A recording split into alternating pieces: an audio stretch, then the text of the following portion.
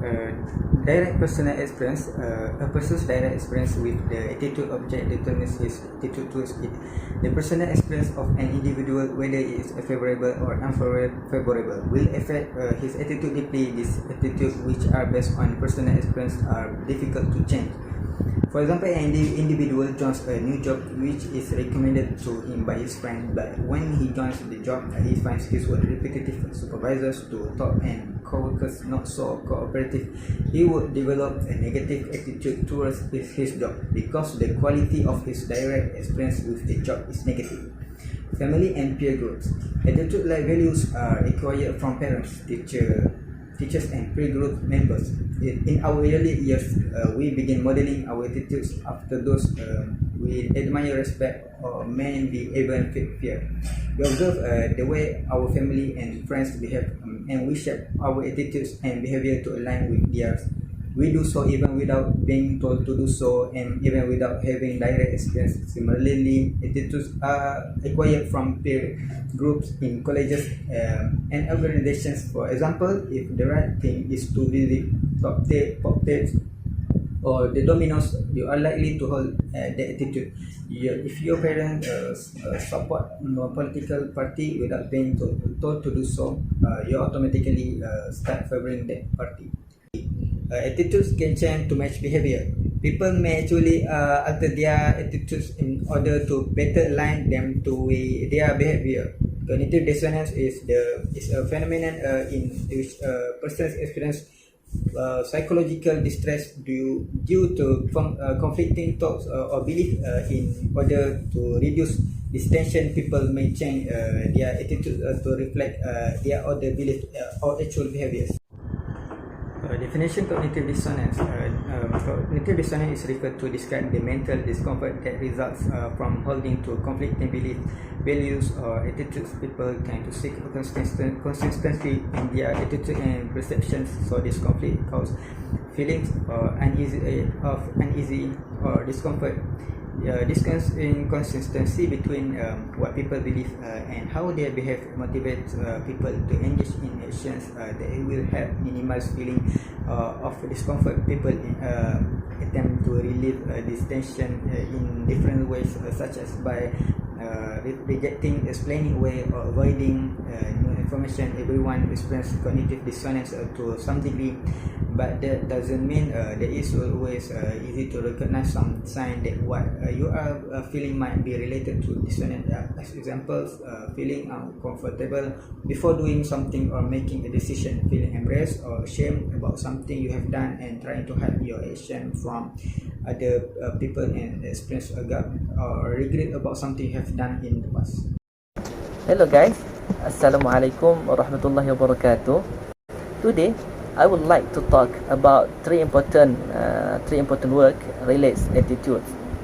As we know, a person can have thousands of attitudes as they want, but in order to talk in the sphere or in the scope of organizational behavior, researchers focus the attention on three type work release attitudes.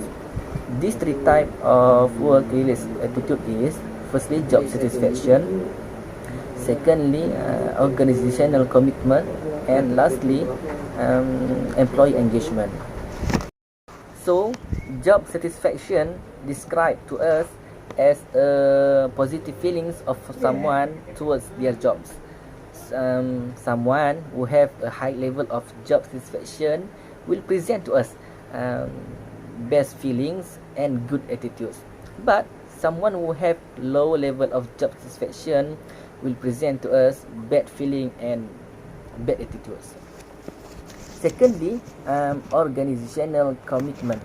So this type reflect to us the degree to which an employee identifies with the organization and its goal, and want to stay with the certain organization that they choose.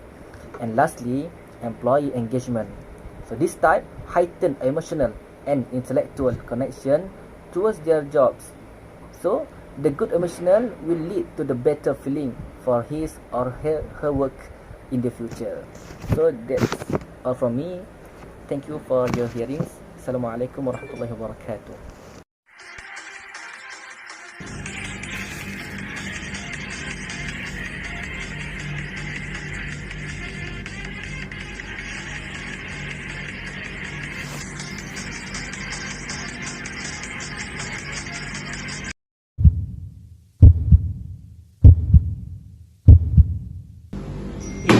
What are you doing today?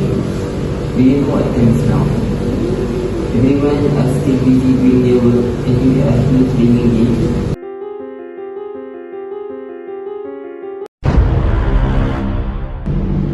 Then what are you waiting for? Have you completed your report? We need to submit by today, you know. I'm sorry, sir. Okay? I'll cut your salary this month.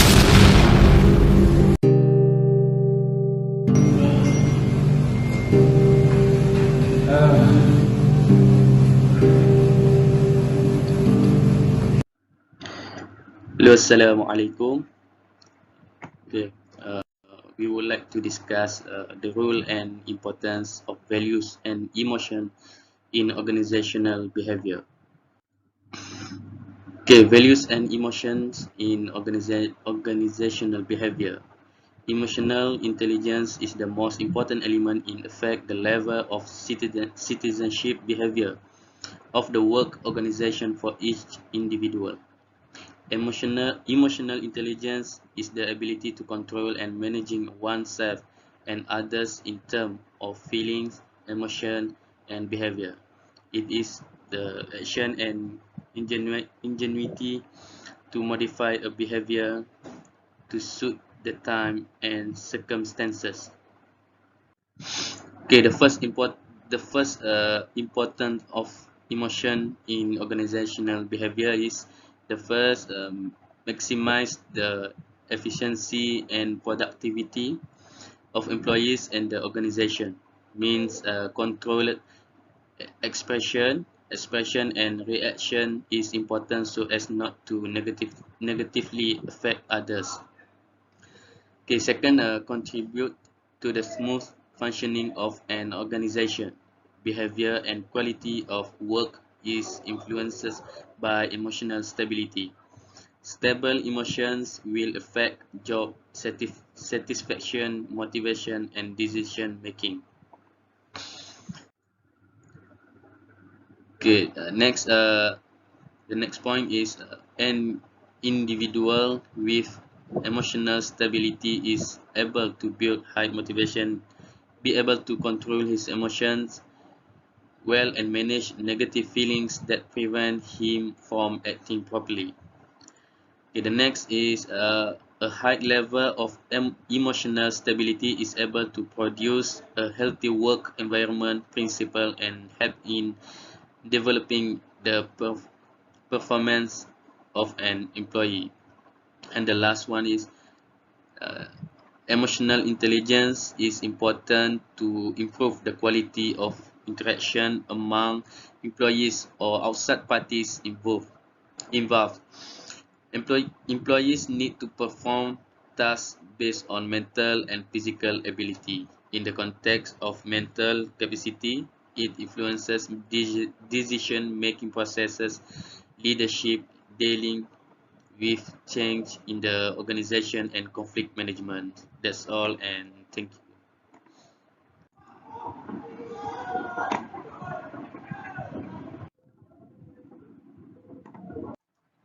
Hello, Assalamualaikum warahmatullahi wabarakatuh.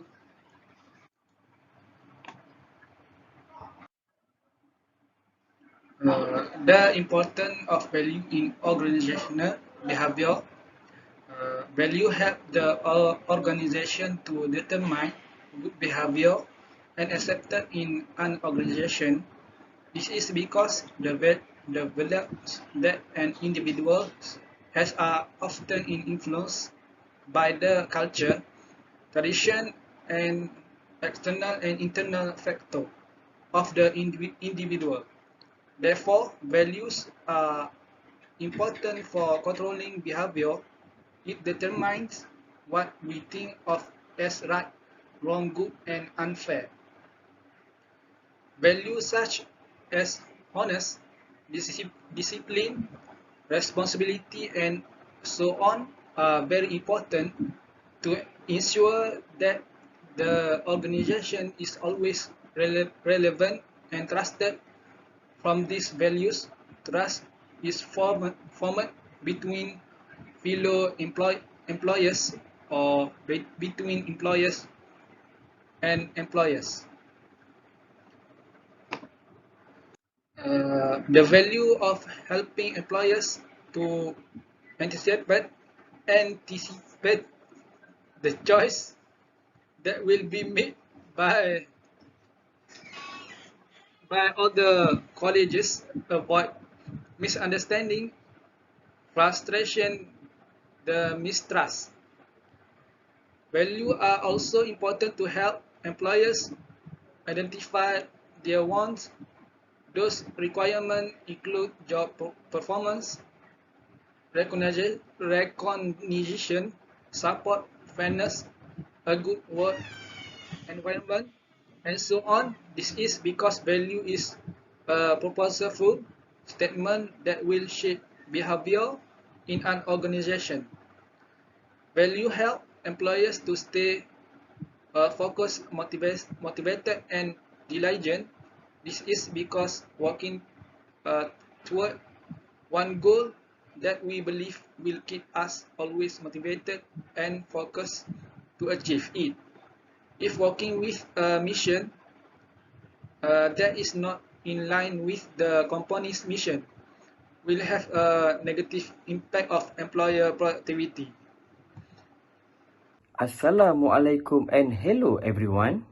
Perception in organization. Let's take a look. Perception is the set of processes by which an individual becomes aware of and interprets information about the environment. People perceive the same things in very different way. Moreover, people often assume that reality is objective and that we all perceive the same thing in the same way.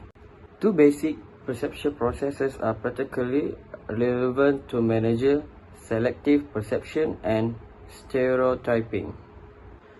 Selective perception is the process of screening out information that we are uncomfortable with or that contradicts our belief. Stereotyping is categorizing or labeling people on the basis of a single attribute. Certain form of stereotyping can be useful and efficient. As you might expect, error may creep into how we interpret the things we perceive. The halo effect is when we form a general impression about something or someone based on a single, typically good characteristic. The contrary effect occurs when we evaluate our own or another person's characteristic through comparison with other people we have recently encountered who rank higher or lower on the same characteristic. Our impression and expectation of others also can become self-fulfilling prophecies. Assalamualaikum warahmatullahi wabarakatuh. I am Husna Liana. I will continue about attribution. Refer to the way we explain the cause of our own and other behavior and understand why people do what they do. The strongest attribution people tend to make is whether their own or other behavior or outcome are due to the individual because of things like effort and ability, or to the environment because of things like luck or a lack of resources. The attribution process is observation of behavior to causes and the attribution of causes. Next, also can observation of behavior go to consistency, then go to attribution of causes. The last one is observation of behavior, go to distinctiveness, then go to attribution of causes. Consistency has the person regularly behave this way or experience this outcome in the past. Distinctiveness is does the person action the same way or receive similar outcome in different type of situation. Consensus would either behave similarly in the same situation to receive the same outcome.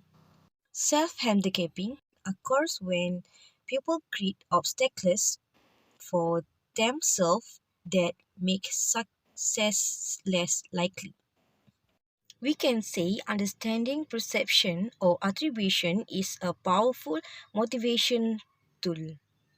Next, I will continue about the perception process. Perception is the process by which we attach meaning to the world around us. Our world consists of the pupil, experience, and object that influence us. We become aware of the world around us through our senses. First, sight. Second, sound. Third, smell.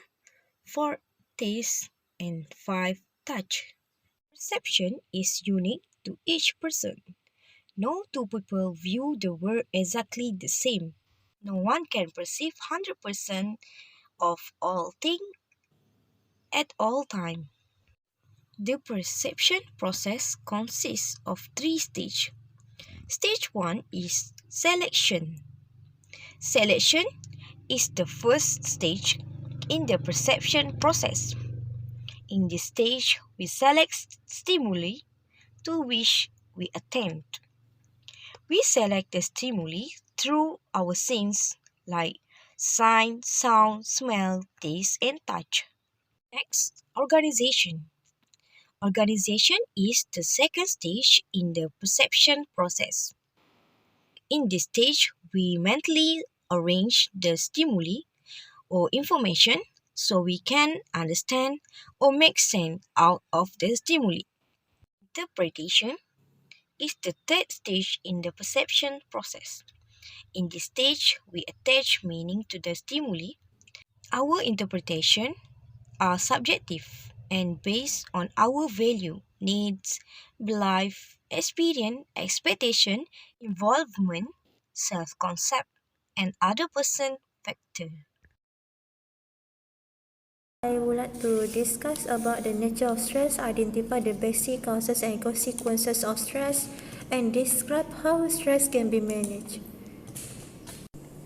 Based on the Oxford Dictionary definition, stress is very worrying. Some people have their own experience to manage stress, and stress is reaction to the environment and surrounding conditions.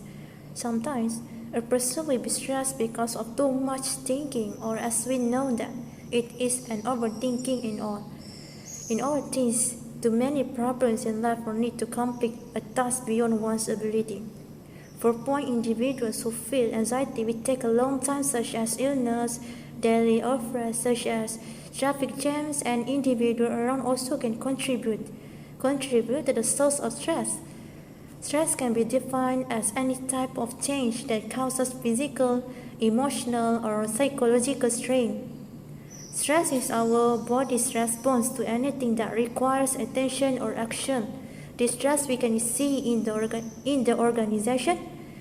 Moreover, stress in the workplace is a chronic issue that is often talked about in organization. In Malaysia, there will be more than 21,000 workers who retire early due to stress in the workplace in 2018. So this means that the main thing that needs to be emphasized is whether an organization can cope or prevent this problem before it gets worse. This stress will also be more worse if they don't get support from their friends, boss, or leader, and don't have control or lost control in the face of stress. This is because of person to experience mental disorder that lead a person to suffer from health problems such as headache or migraines, muscular tension, and heart problems. Work-related stress also can be caused by various events. For example, a person might feel under pressure if the demands of their job, such as hours or responsibilities, are greater than they can comfortably manage. Other sources of work-related stress include conflict with co-workers or boss, constant change, and threats to job security, such as potential redundancy. It can make individuals feel burdened with a lot of work, and a lot of commitment can be detrimental to the individual towards stress. For a continuation, identify the basic causes and consequences of stress and describe how stress can be managed. I will leave it to my friend for the next point. Thank you to all my friends. Some of the main causes of job stress include working for long hours, heavy of workload, poor management, lack of job security, and dangerous working conditions. All this stress lead to several health issues, including sleep problems, health problems, digestive problems, weight gain, and even depression. So, stress is really bad for our health. Managing stress can be as simple as getting it, but it involves utilizing positive coping mechanisms, such as activities that we find restful and energizing. Simple things like rest, trusting someone, organizing life, and realizing that we cannot always do things on our own, and we may need help. Number 1, positivity. How you look at your life matters. Your perception has a huge impact on what kind of stress you experience. In your work, also in your relationship, in your finances, everything is affected by your attitude, and it is a choice. Number 2, focus on the big picture. What it is that I'm doing at work? Why is all this effort necessary? Why I'm making? What is that I'm making this work? All of the stress, all of this effort that I put in every day. This is a great way to get that perspective. Get the big picture. Think about what the end results is of your work, and as you focus in on that big picture, it's likely to help you handle the stress that you are handling right now. Number 3, take breaks. If you get stuck in a trap of just working, no breaks, you are going to get stressed out. This is not a brain-friendly kind of thing to do. You should get up, walk around, do something physical, go outside, or take a nap. These are the kind of things that are going to support your brain functioning and actually help you to recharge it, so that you can reduce the amount of stress you are having on the job. And the last one, more exercise. Starting or increasing exercise can be extremely useful, as it releases endorphin that make you feel good. Set a goal for at least 20 minutes 5 times a week and break a sweat. Release those good endorphins. Learning to manage stress is not easy. It takes hard work, but the payoff is worth it. A happier and healthier life.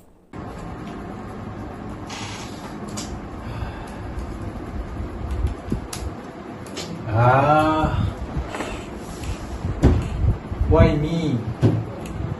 Why put this work on me? I'm so stressed right now. There's too much work for me right now. Come on.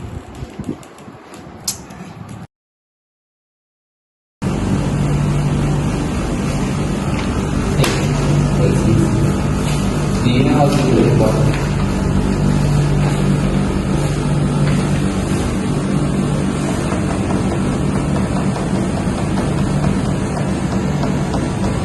I'm sorry, sir. I will try to fix it by today. Okay. I will for you.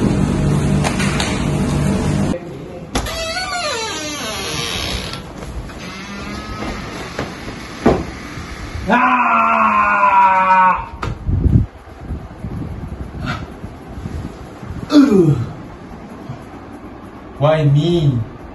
Why always me? I'm so tired of doing this work.